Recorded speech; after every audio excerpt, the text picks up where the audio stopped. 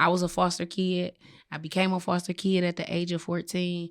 I was a parent by the time I was 16, and I was incarcerated by the time I was 17 years old. So statistically, I was aiming towards that same demographic of people that they said I would be.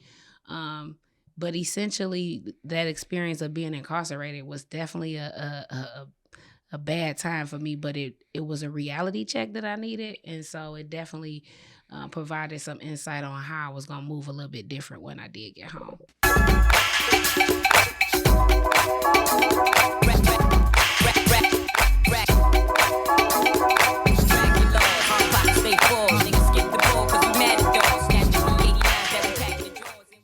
What up, though, Black Friday family, and welcome back to another installment of the Black Fridays podcast. Today, I am joined here by none other than Miss Malika Williams. How you doing? I'm great. How are you? I'm doing pretty good, and you are the founder of a nonprofit that is aiming to help our young people in the city, provide them resources to underserved youth, the L.I.V.E outreach. So could you tell us a little bit more about that?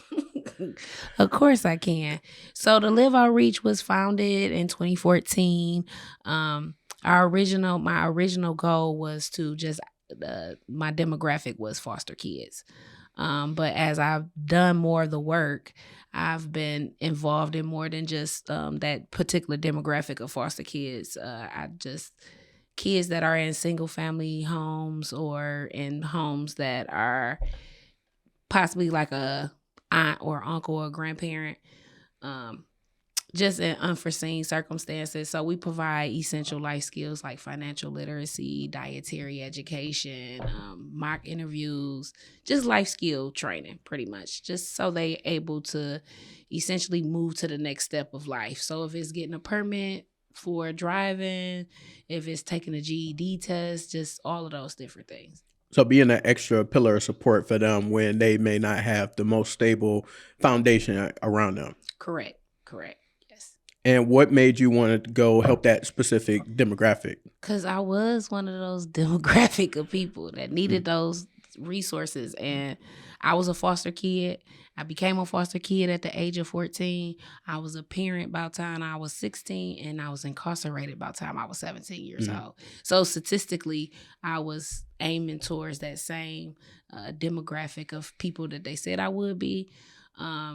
But essentially, that experience of being incarcerated was definitely a bad time for me, but it was a reality check that I needed. And so it definitely provided some insight on how I was going to move a little bit different when I did get home. Mm-hmm. And then you fast forward a little bit in life, and then you were inspired to still be able to create the organization like the L.I.V.E outreach. Now, a lot of people who might progress and be able to overcome their situations and still be successful in life, they will just be like, especially in our community, unfortunately, we'll see, they'll be like, man, forget that, or kind of turn their back on where they came from, their communities, those type of people.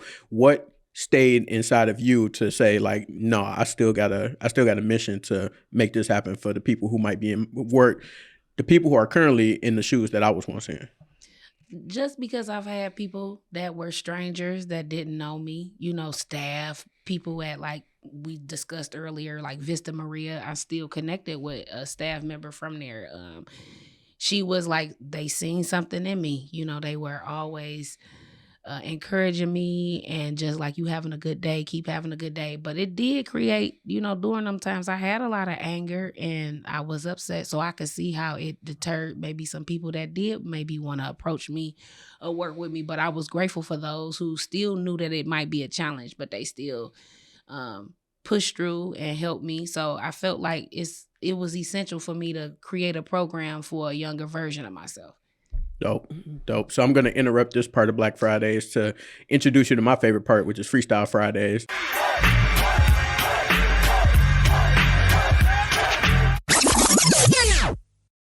So do you like rap? You like hip hop? I do love rap and hip hop. Okay. Now freestyling, I don't know about that, but okay. I don't know. You might not keep it clean. So yeah, that's true too.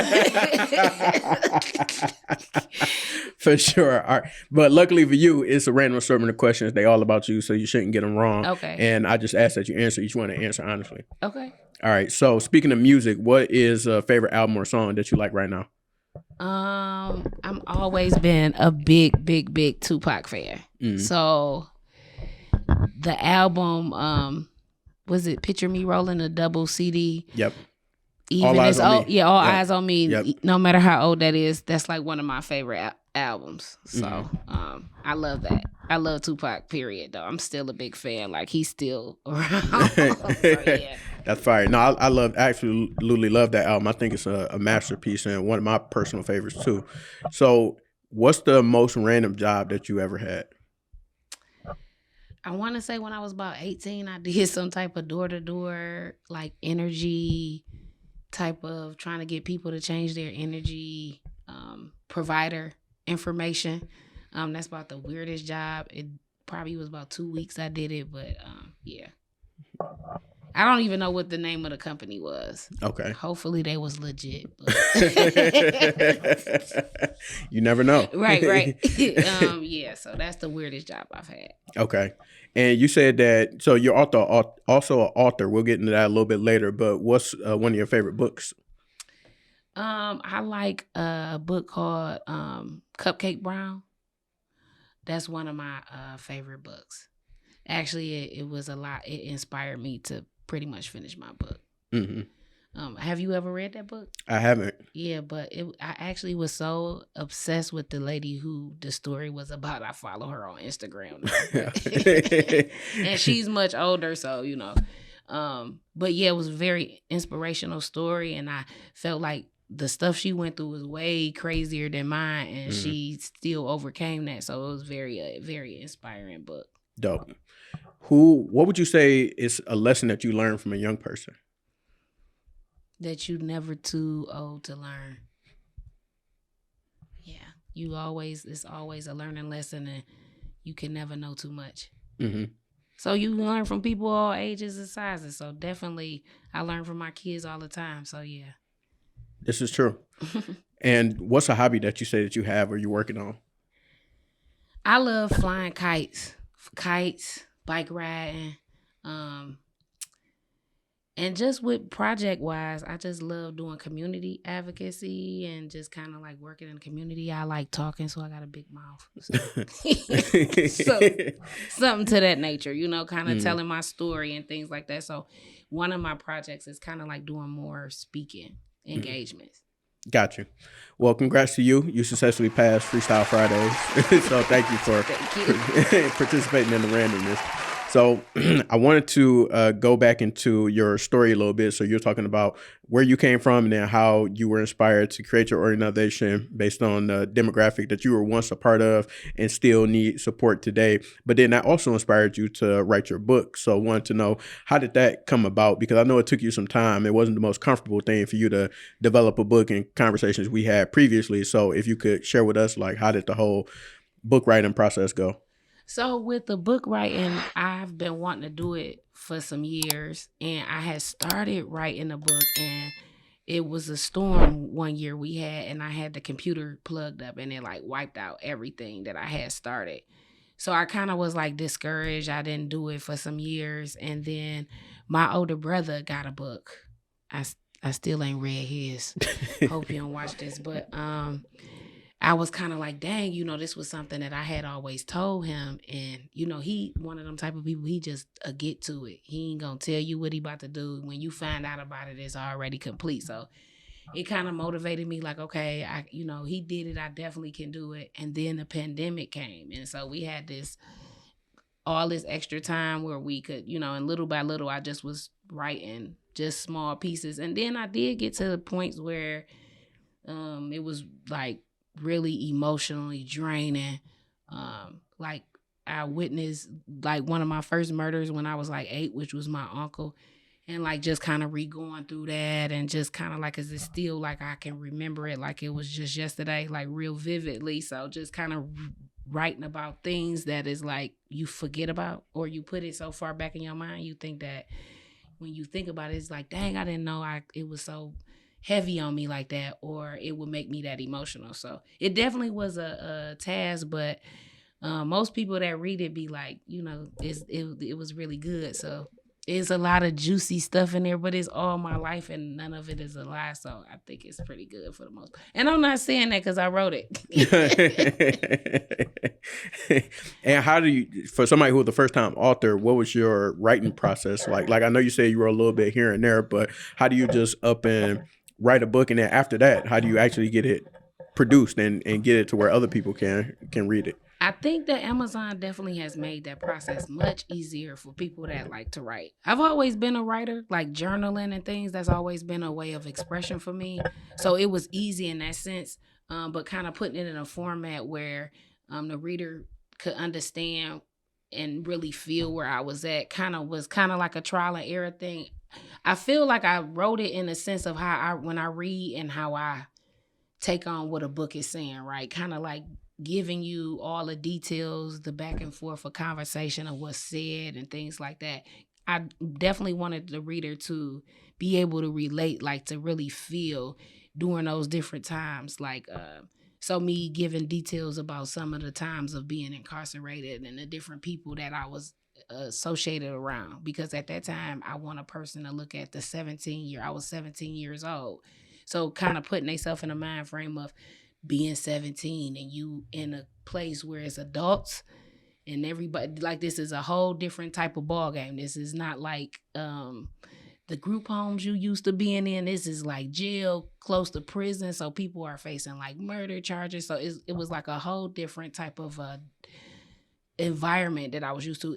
Same setup as far as like somebody telling you what to eat, where you can, all of those things, but then it's a lot more different. It's grown people in here, no kids. So adjusting to all of those things, I wanted the reader to be able to adjust with that too, to kind of see it from my point of view, from me living in that moment.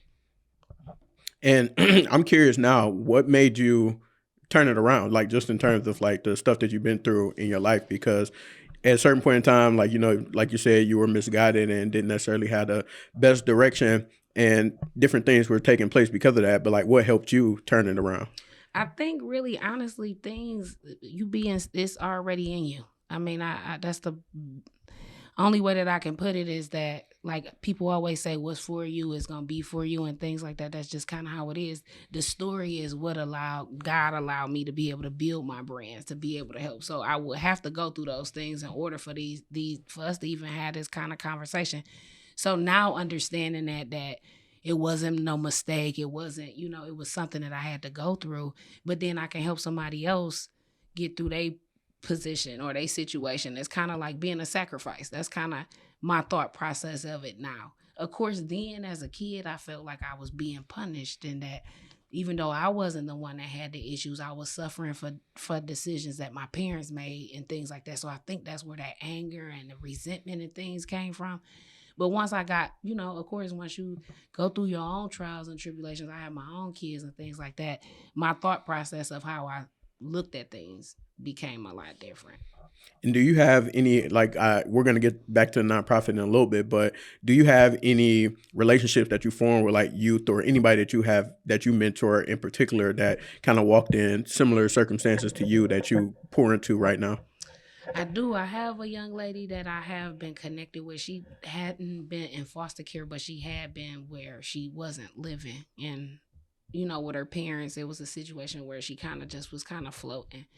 And she's an adult now, and she's still going through a lot of trials and tribulations because, of course, family and, knowing boundaries and different things like that. I'm very proud of her, though, because, she didn't get into none of the things that I had got into. So she never got pregnant, and she continued to go to school, and, she did try to pursue a better future.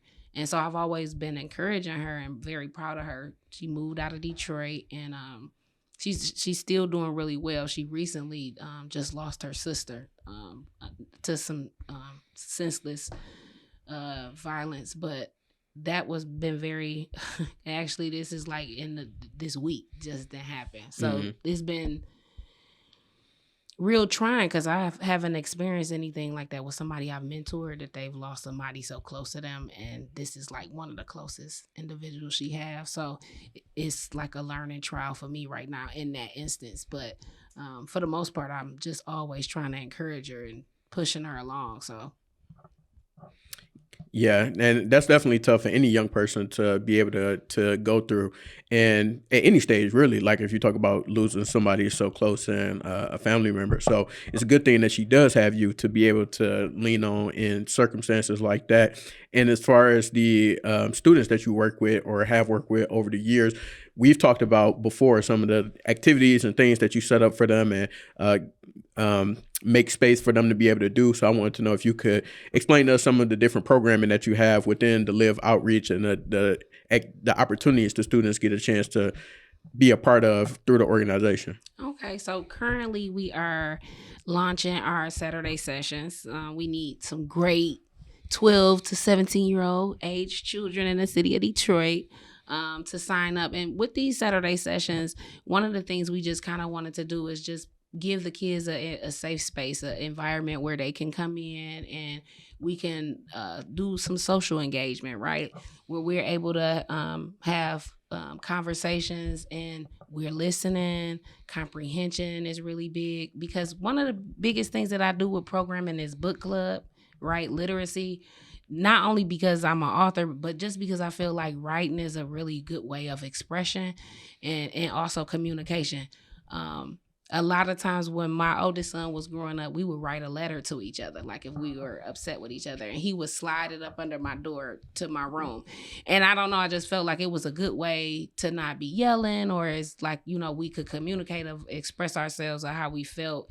And you don't, it's nobody's talking, you just listening. So that's one of the things that I try to express is finding other avenues and expressing yourself through whatever. I feel like, for an example, me growing up and not having those channels to challenge my anger and things like that, like maybe doing art or maybe choir or, just these playing an instrument or different things like that. I think I would have been able to allow myself to express my emotions in another kind of way, or at least have another outlet. And so that's one of the things with the Saturday sessions is just kind of doing a trial and error. We're interested in possibly talking to the kids with a podcast to kind of see, I think they think that would be really dope, to get their opinion on parenting or things that they think parents can do better. I just like to get a different outlook and a different perspective and how we can be effective with the solution. Because, of course, I don't know it all, but if we are constantly doing things that we can find better ways into serving the kids, I think that's the best solution. So that's pretty much how the Saturday session came about.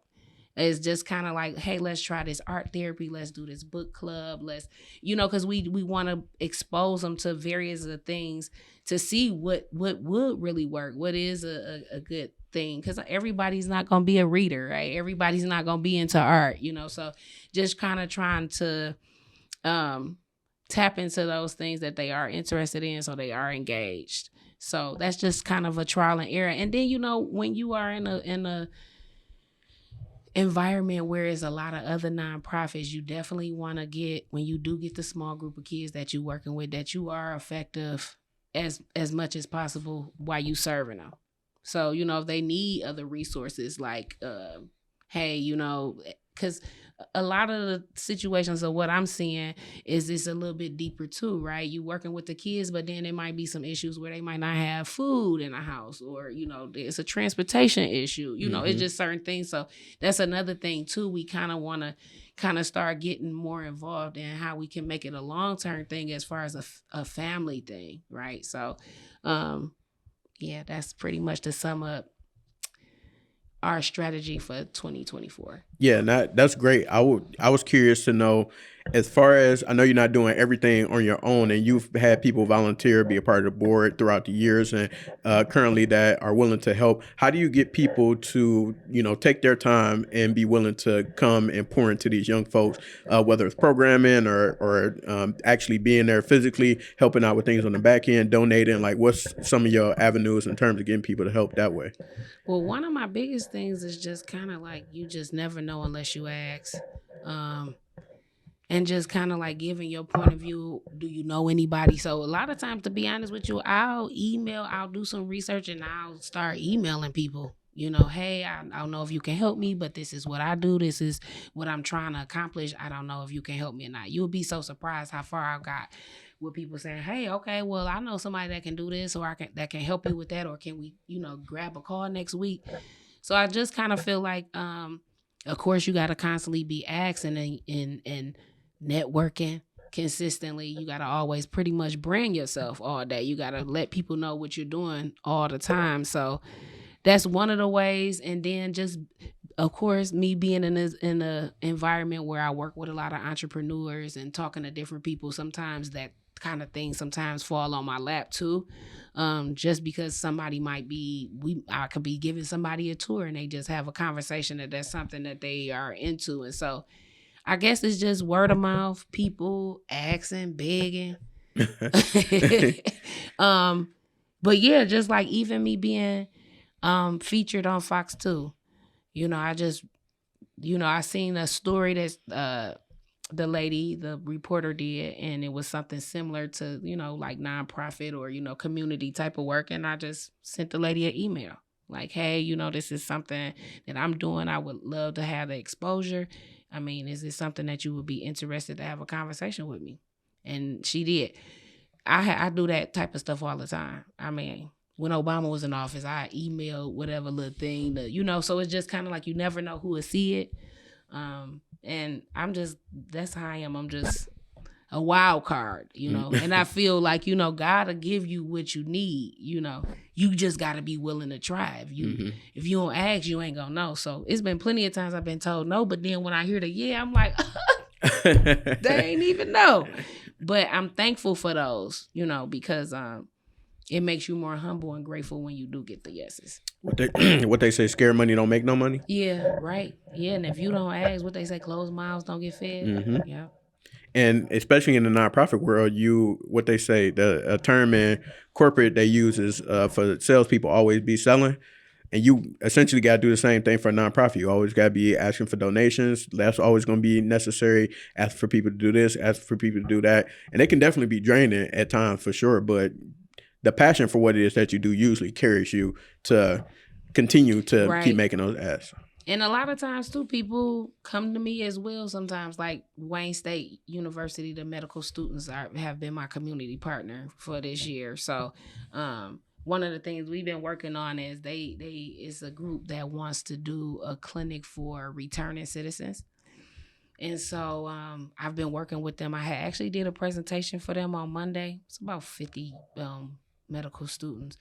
But one of the things that we discussed is just everybody nonprofit is not for everybody. And I know people be wanting to help and things like that. And sometimes being, hands-on might not be necessarily for everybody.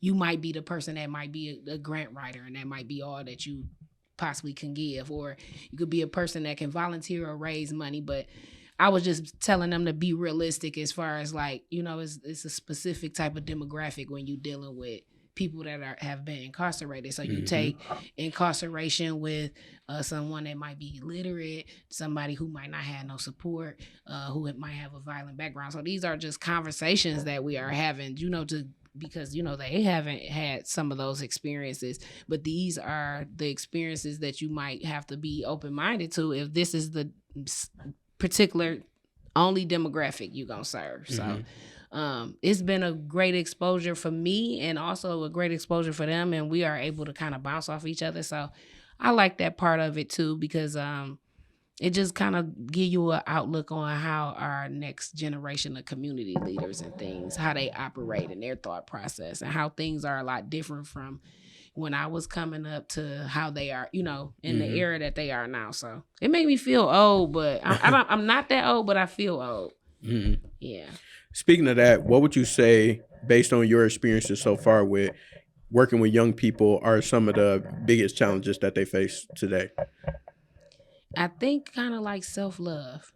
I think some of the biggest issues with the kids is that, social media has allowed them to have that's their image. So you don't have an identity if you feel like your image is somebody else. Like, And I mean, even grown people, I mean, you got to understand, you see somebody and you might be working hard and you like, dang, how did they get a new car and a new house and all of these things that I'm working so hard for? So I feel like the perception of what society provides for our kids is not a realistic society. Everybody is not going to be an entrepreneur and be $1 million person. It's going to be some workers in the world. It's going to be some people, and it's okay to be a worker. And I think it's okay to have a regular body. It's okay to have a regular face. It's okay to wear your natural hair. It's okay.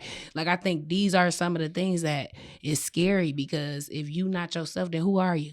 Mm-hmm. Who am I dealing with right now?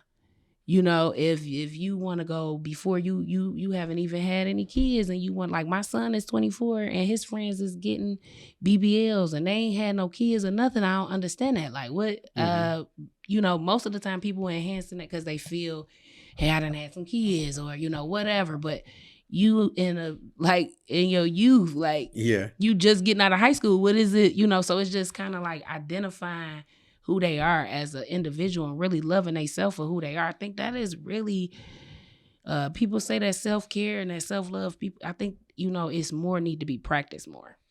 Yeah, and that's super real, because I been working with high school students for over a decade, and just thinking about some of the stuff that they face, I think that's very prevalent in terms of the self-love. And I think unfortunately, it starts in the household, because you don't have anybody there to, like, be able to give you some of that reassurance in terms of mom and dad if you blessed enough to have both parents, maybe they work a lot, so they're not always there to, like, be there and, like, be with you every step of the way, reassure you all the time. Or, you got a single parent household and, they're not in the house as much as you like, or they can't pay as much attention because they got to make sure the lights stay on and everything, and y'all food is on the table. So you don't always get that reassurance. So you look for it elsewhere, and then you get run into the trap of social media could play a factor, or just people that you be around could play a factor.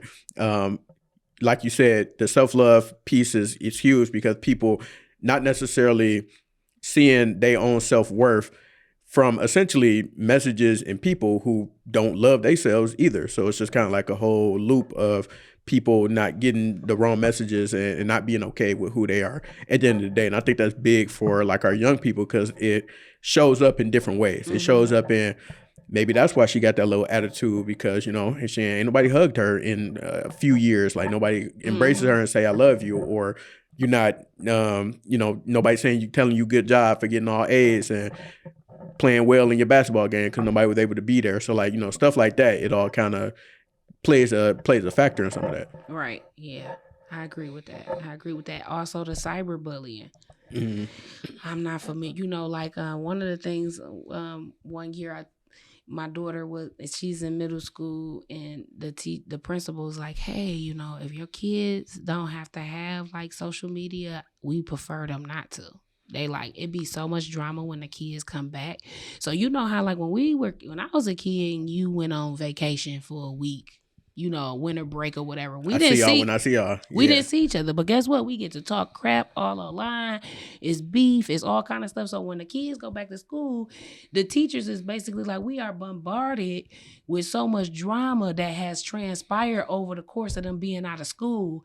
So that's why they were like, you know what? Kids really, the social media really, Instagram. Why your middle schooler got an Instagram? Why your middle, then this is what they was asking. And so you thinking of it like, oh, they just keeping up with their friends, but it is creating other kind of issues where, now the teacher has a difficult time in their job where, I'm breaking up fights and different things all day just off of something that happened during winter break. So it's definitely different as far as just that aspect. But of course, the whole, crush thing, the whole, all of those type of things is still the same, but just now you don't have to approach.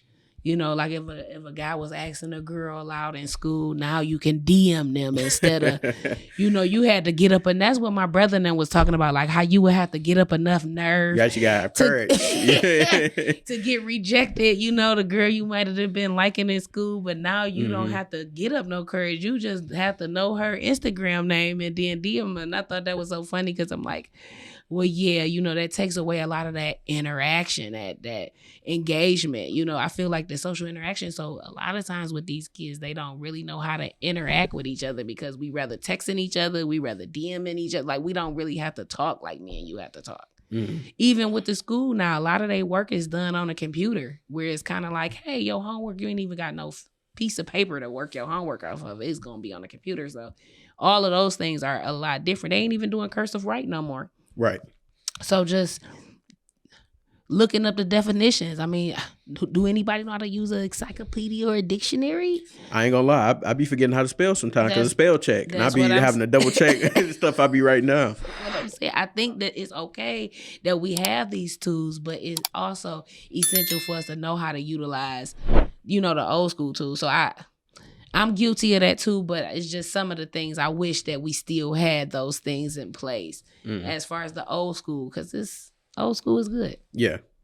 So before you get out of here, I gotta ask you: do you have any tips for people who have nonprofits or interested in starting nonprofits on how to leverage different resources, so like grants or initiatives and things like that? Because me and you talk often, and you are pretty much in the know about different opportunities that's out there or things that people could take a hold of. So I wanted to know if you had any tips for people, like share to people on how they might be able to boost the things that they're doing with their nonprofit with different resources that might be available to them.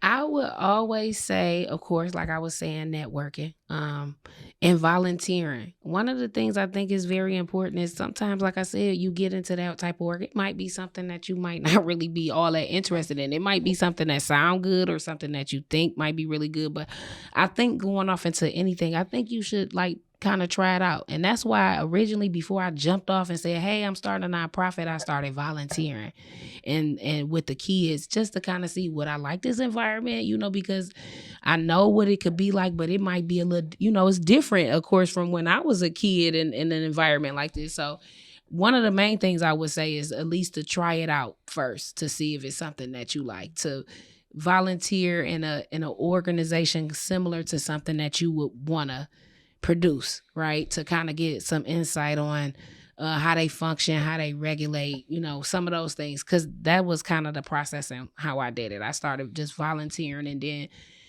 I would do different type of volunteers. It could be I'm mentoring, and then it could be another organization that might be similar. I might do like some paperwork for them, like on a computer, and imprinting or inputting, data into the computer. And then that will give me some insight. Okay, so they getting donations from this place and that place, and they donating this and that. Oh, okay.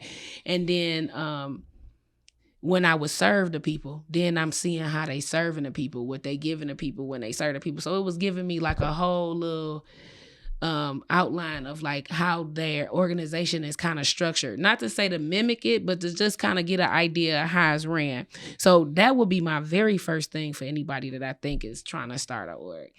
The second thing is I feel like get you a mentor. I think it's extremely important and it doesn't have to necessarily be into the nonprofit sector. It would be a plus, but I think that having someone to encourage you, because nonprofit work is a very tedious job. It can be overwhelming, and it can be extremely,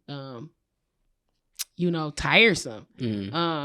That's why you have to really dig into if it's a passion, because it can be very discouraging. And I always emphasize that because I feel like, it sounds so good to help people and be in a community and all of that. But like all those times that you really struggling, scraping your knees and knuckles to really figure it out, those little small meaningful times when it is really good is when you really appreciate it. So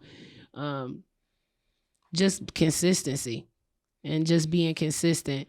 There are always different orgs and different foundations and things. And like I said, I always ask questions. So, like COACT, and, I reach out to different organizations, like just for an example, building those relationships with people when I volunteer, then I ask questions. So, now I might can reach out to somebody from Gleaners or the Capuchin or, all the different places. And that's another way how I just been gradually just been building my network too.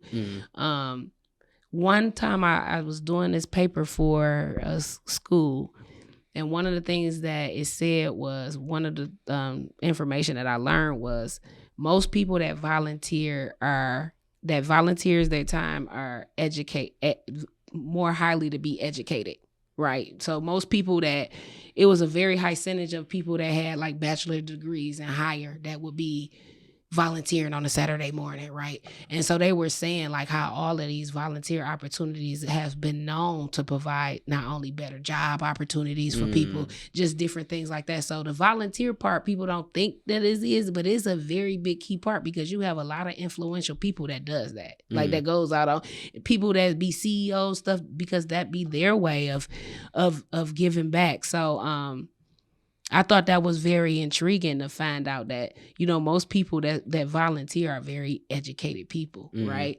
And so that provided me a lot of opportunity to knowing that, because, now I get to ask questions. Well, hey, I see you volunteering, because you thinking they just volunteering. Well, what do you do? And, who do you work for? And you be surprised. It be people that really be in some high places, and they might be there with a group of, other people, just like, how Rocket be there in different places I done been, and I done seen them come in. It's like, oh, I would have never thought they would be out here. But, it's just, I guess, just like I said, being consistent, putting yourself out there and talking to people. You can't be afraid to, open your mouth and ask questions, and you can't take nothing personal. But yeah, just being consistent. Yeah, for sure. So what do you see in your crystal ball for Malika? What's next for the L.I.V.E outreach? What do you see on the horizon for you and the organization? I got some creative ideas. Right now, I definitely want to focus on like L.I.V.E's foundation, as far as like the internal foundation. So for sure, having a very strong board and a very strong committee, so that we are able to expand the vision, because I understand that internally, in order for it to be as successful as I want it to be, I have to have it all the way top-notch shape internally. So that's my thing for the crystal ball, is to make sure that I get my foundation where we have a lot of resourceful people, a lot of people that are able to have a further reach in the community. And I want to have it a little bit more diverse. I think that, in our community, we know the need. But I definitely want to be open-minded to also let our kids know we not the only ones that go through some of the things that we go through. So I definitely want to diversify it. And I think that would also help me in a sense too, because I feel like that kind of put me in a narrow mind, right? Because I'm trying to go specifically where these particular individuals are, but that doesn't mean the need is not anywhere else. So just expansion and just growth and building a solid, stable foundation as far as just internally. Gotcha. So that's 2024 goals. Okay. So where can the people get in touch with you if they want to support, if they want to get a book, if they want to come and volunteer with you? How do they get in touch with you? The L.I.V.E outreach, we are on all social media platforms. So, of course, Facebook, Twitter, Instagram, under the L.I.V.E outreach. You can get the book on Amazon, I'm Just Trying to Live, by Malika Dreamer. And you can check us out on the website at www.theliveoutreach.org. Dope. Well, Malika, thank you very much for stopping by the podcast today. I don't know if you know this, but you are part of the journey in terms of Black Fridays being a part of this space, because I remember I got a newsletter from Bamboo and they had said that we're opening up a podcast space. And literally as soon as I saw it, I ran over here and y'all were about to close, but you still gave me the tour. So I appreciate that. And I was able to get in to see the podcast room, and then told me about the events that y'all had coming up and join some of that. And then that was, kind of like the start of this journey with Bamboo. So I'm appreciative that you were willing to stay a little bit later and help me out that particular day. Yeah, of course. I think that everything happened for a reason. So I'm glad that I was able to help. You almost like an adoptive brother to me now. So yeah. I'm great. I'm grateful that you're here, and glad to see that you're doing what you're doing. I think it's really good. And I see a lot of people that's like, I'm like, dang, he got some big people on this show. I've been asking for almost since last year to be on. I mean, I've been waiting to be on the show. So I was so excited because I wasn't going to ask. I wanted him to ask me. Petty. I know. I told you I was petty. Yeah. But that made me feel like I'm big time with the other people, when I'm asked. Because you going to be like, yeah, if it's like you asked, you ain't going to tell. I knew you wasn't probably going to tell me no if I would have asked you, right? So I'm like, let me see if he really want me on the show. I'm talking about if about the time my birthday would have came in May, if you wouldn't have asked, we would have had a bone to pick. Well, it wasn't like you wasn't legit. I didn't know all what you did, number one. And then also, yeah, you was just being petty. That's pride. That's true. That's that pride. That is very true. I'm working on that. Yeah. 2024 goals. Well, the work that you're doing is important. That's the best thing. So, however we can continue to support, we will be happy to do so. Same here. Yeah, appreciate you finally stopping by the podcast. Thank you so much for having me. For Thank sure. you. And everybody watching, we'll tap in with y'all soon. Peace. Bye.